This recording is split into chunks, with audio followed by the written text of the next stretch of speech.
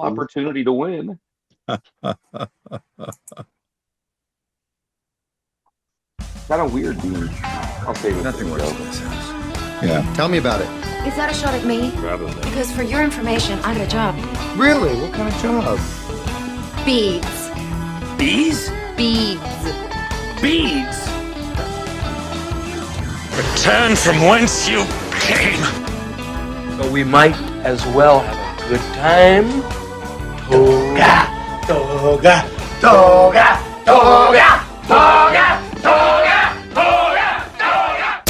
When you want to talk sports, you ask folks who have seen it all up close. So on the Al Travis Show, we go with the guys at the end of the bench. Time to talk all things sports. I think it's all over. It's done. I can't put up with it anymore. Oh my gosh. Watched that whole game last night and then couldn't sleep afterwards because it was so pathetic. Bad day in Minnesota. Yeah, game Atlanta 22, Minnesota 6. I think we send that same game to Germany 2 weeks from now. Let them watch that crap football game. NBC had to be so mad when what was 15-6 and all field goals on a Sunday night football at prime time. That was horrible, John. Just the game itself, as far as football goes, was not football. Yeah, people don't go to a football game to watch kickers. I mean, unless they're draining the clock with 5 seconds left for the winning field goal, then great. But I have to look back. I can't remember the last game where the Vikings did not score a touchdown. I know there's some where we've won by kicking, but that's a rarity for a team not to score at least one touchdown. Dan, your thoughts? You look at that game in Minnesota, and I don't know if you guys watched the Bears and the Lions. The Lions look real. That should scare the bejesus out of us. Yeah, the real, what was it, 52 points? Was it? Yeah. I don't have it up right here, but yeah, basically. So it's a here's one thing I'll say. It's a darn good thing that the defense was solid last night. Oh. Think what that could have been. The number of times they were inside the red zone and we didn't let them score. I mean, if you're going to take one positive out of it, you bet. But the number, I mean, how many turnovers did we have? I have this here. 4 fumbles. Yeah. Well, we had 4 fumbles and 2 interceptions. 2 interceptions. So 6 turnovers. 6. How do you survive?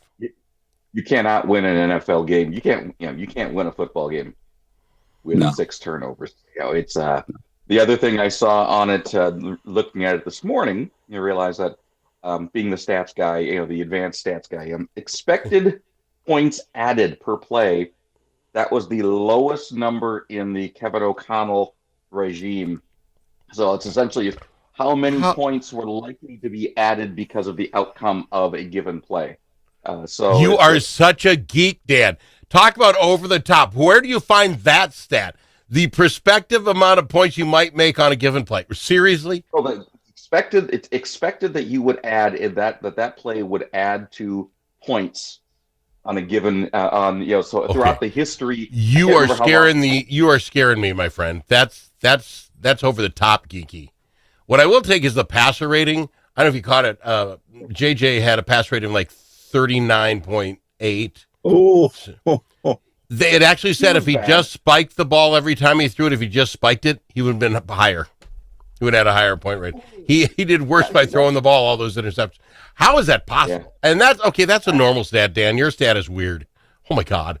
John, did you sit up thinking that? Go ahead. What, Dan? I'm 15 years ago, QB rating was considered, or 20 years ago, QB rating was considered to be some sort of, what is that? So you're just on the cutting edge is all. John, you worry much about the average cost per play or whatever that thing was? No, I would have to go back and research that stat myself. It's one of those things, no one understands the numbers. You just get it. It's like, the prime rate. I have no idea. I'm assuming it's sort of like win probability added in baseball, maybe? Exactly. It's very similar. Very similar. Okay. Well, then another stat nobody else watch. Okay, none of us do. You guys got to stop. That's too geeky. This is what a real football player looks at. He watches that game instead of worrying about your QVR rating or whatever you people are talking about. You know what it is? the offensive line absolutely stinks. Weren't we sold this bill of good? We got that thing plugged up. Yep. McCarthy, he will not make 2 years in this league if he keeps getting beat up like that. You've got to block somebody. Oh, they're coming with 5-man, and I'm counting. No. Oh, we've got 6 on the line of scrimmage. Why are they getting sacked? What am I missing? I mean, JJ contributed as well. However, it's to me, I am much more comfortable just saying, hey, that's a rookie. That's a rookie QB. Yeah. His contributions don't concern me yet, just because, like, he's a rookie. He's going to have these times where if he is under tremendous pressure, that he's not always going to make the best decisions. He's going to frequently make bad decisions. So that's I don't put that. I put it only minimally on JJ, honestly. But yeah, no, that was he cannot last. No quarterback can last. It's with that type of pressure against him constantly. So where do you go, John? The offensive line is new. You couldn't get a running game. I think we had 78 yards running for the game. Receiving, rushing, 78 yards.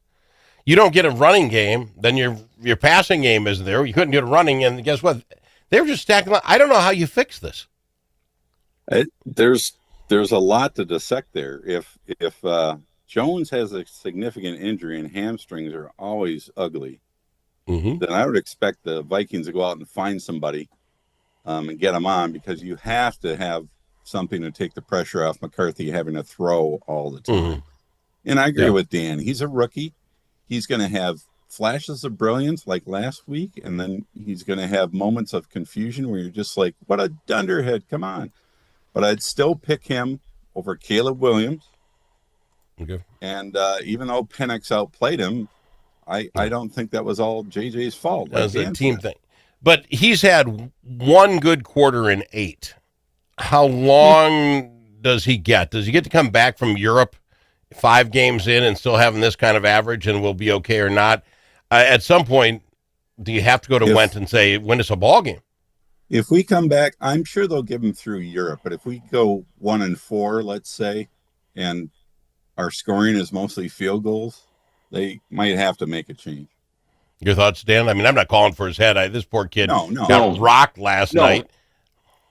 That's why I think that's why, and again, I hate to compliment you. You know that. But I think that is a good analysis of the. It's not pull it now.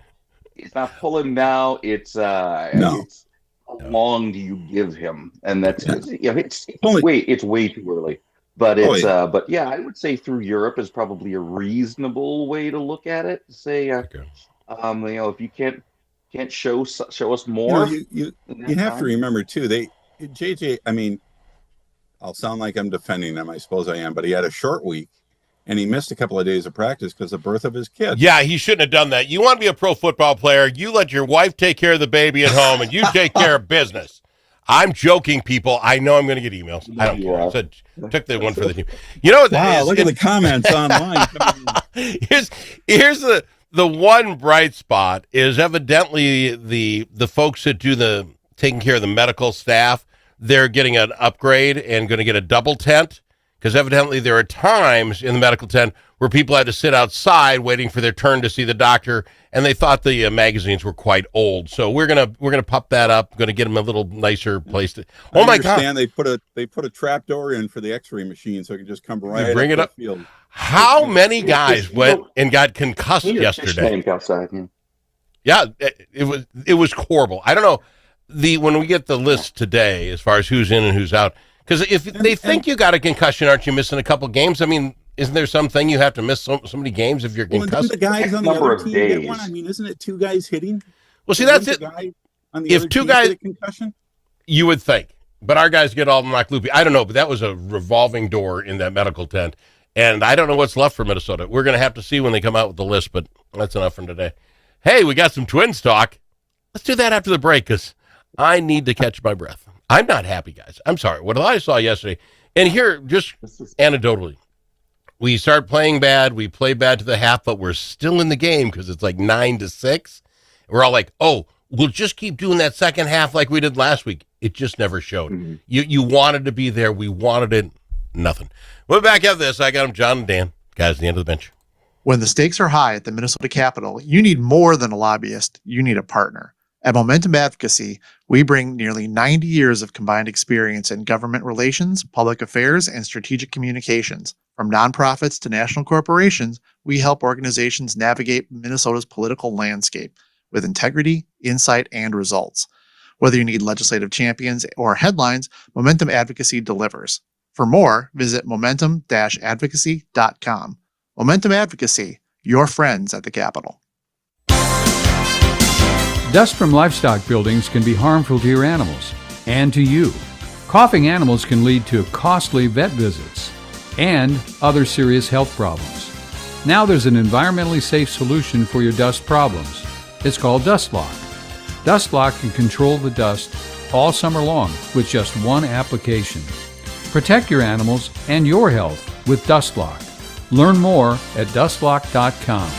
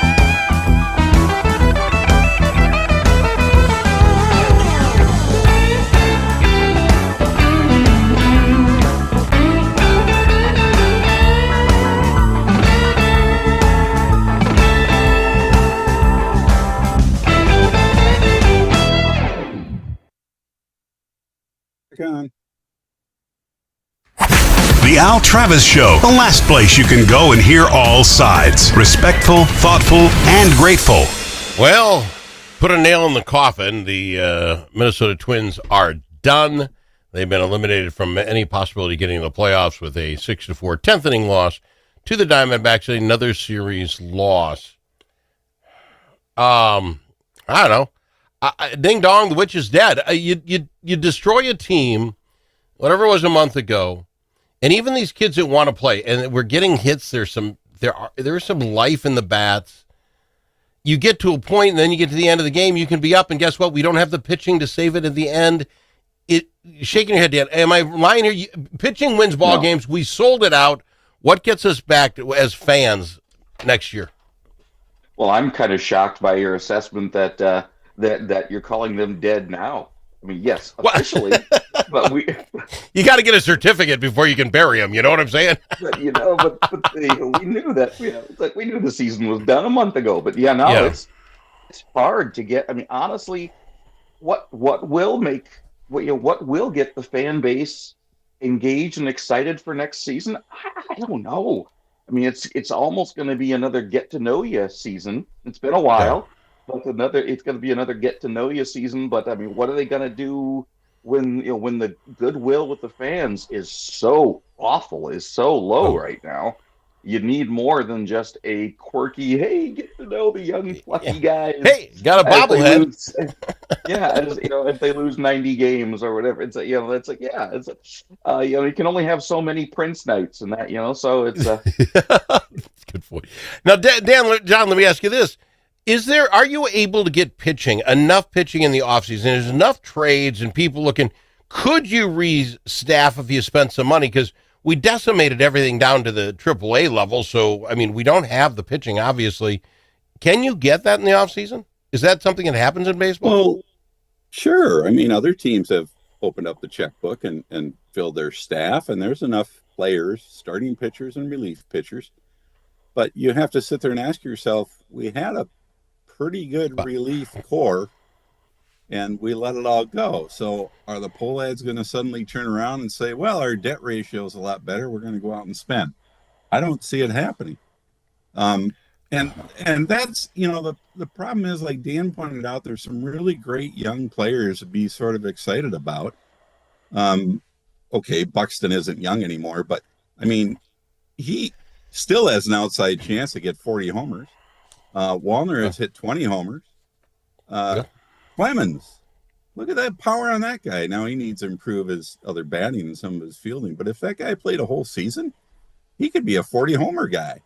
Yeah. I mean, well, that's what I'm saying. But if you don't have the pitching to keep you in a game, you're not going to win anyway. So, as far as the Pohlads go, you know, they got rid of everybody when they were selling. They're not selling anymore. They keep. No, I can't. They're no way they're going to. I just don't understand why you're in this business if you're okay with losing.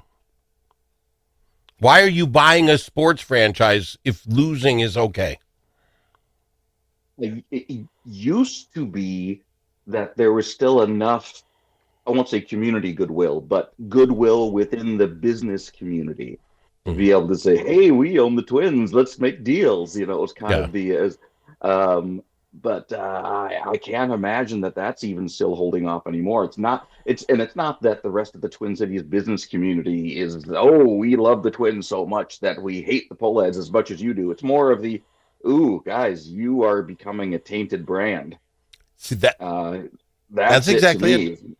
That's so I don't get it. I don't, and that's so clueless. Such a clueless perspective. So yes, you can get relief pitching in the off season. Absolutely. And you don't even have to spend a lot of money to do it.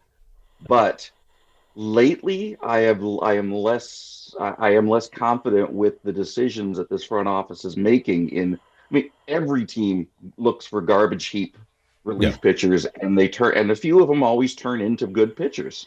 Okay. So the Twins have done it, but in recent years, it has not been pretty. Getting the guys off the garbage heap. If that's their formula for success, you're never going to have success. Well, most teams build their bullpen that way. I gotta jump. One last thing, I gotta go. Now they start with New York. New York is the series next. The amount of revenue being lost just with the fact that who's going out of their way to watch the game. You know what I'm saying? And New York might be a fun game to watch or in the mix. The revenue's got to be down. But I got to go to something else real quick. Maybe you guys caught it, maybe you didn't. The Lynx were able to play Golden State, the Valkyries, and punished them 101-72. Yes. This is not going to be a problem for them. I don't know about the next series. I mean, obviously, when you get the championship, that's always a little tougher. But your thoughts on this Lynx team who just dominated, I mean, in every aspect of the game? They're the favorite of the playoffs. I mean, this will be Lynx in 2. Okay. Without a doubt, I think. Even though they have to go on the road for the second game, they'll win. But it gets tougher. Yeah. It's tougher as they go. So. But the Valkyries were complaining all about the officiating being against them, and that you might have a chance if there was a level playing field. And it's no, I'm sorry. 30 points. No. Last 30 seconds, Dan. Where to get tickets for the play? Theater55.org. Sweeney Todd. Nice. We don't have blood, but we simulate blood. All right. Well, it'll be fun. See you, Todd. See it again. Sweeney Todd, Theater55.org at the Gremlin Theater in St. Paul. Appreciate you, my friend. We appreciate you both. John and Dan, you guys at the end of the bench. We'll have them back in here on Friday. Think about it. A famous politician